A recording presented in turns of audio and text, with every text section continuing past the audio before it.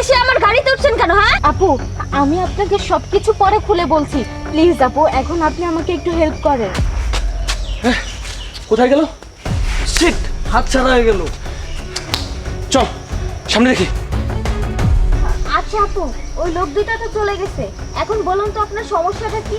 আর ওই লোক দুইটা আপনাকে খুঁজছে কেন? আপু, ওই দুইটা ছেলে হলো ছিনতাইকারী। আমার কাছে দেখেছে ফোন আছে, টাকা পয়সা আছে, তারপর কানের দুল আছে, গলায় চেন আছে। এগুলো নেওয়ার জন্য ওরা আমার কিছু করেছিল, কিন্তু আমি কোনোভাবে বুঝতে পারি। আর ওদের হাত থেকে কোনো মতে আমি পালিয়ে এই গাড়িতে উঠি। আপনি না থাকলে যে আমার কত বড় বিপদ হয়ে যেত আপু। আপনাকে অনেক অনেক ধন্যবাদ। আপু, আপনি এখানে থাকেন, ওরা দেখার আগে আমি এখান থেকে পালিয়ে যাই।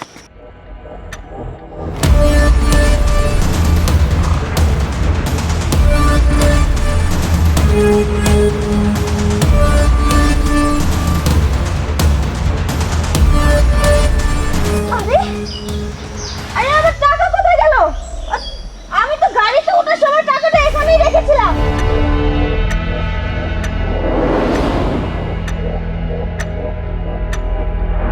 টাকাটা কোথায় গেল? কিছুতেই বুঝতে পারছি না। আরে হায় আল্লাহ, এটা কি হয়ে গেল? আমার এতগুলো টাকা কে নিয়ে গেল? বুঝতে পেরেছি, নিশ্চয়ই ওই মেয়েটা আমার টাকাগুলো চুরি করেছে। এখন আমি কি করব?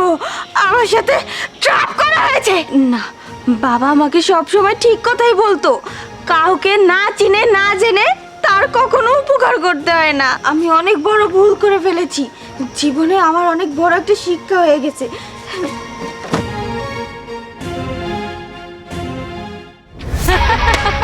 শোন, আমরা ভালো একটা ধান্দা মেরে দিয়েছি না আজকে। মেয়েটা কোনোভাবে বুঝতেই পারেনি যে ওর কাছ থেকে আমরা টাকাগুলো এইভাবে মেরে দিয়েছি।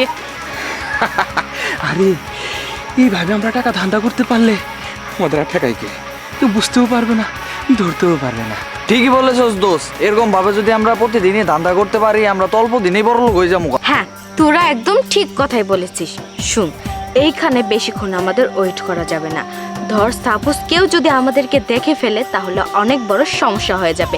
আমরা আর ধান্দা করতে পারবো না, বড় লোক হতে পারবো না, আমাদের সব প্ল্যান ভেস্তে চলে যাবে। শোন, কেউ দেখার আগে এইখান থেকে তাড়াতাড়ি চলে যাই। চল।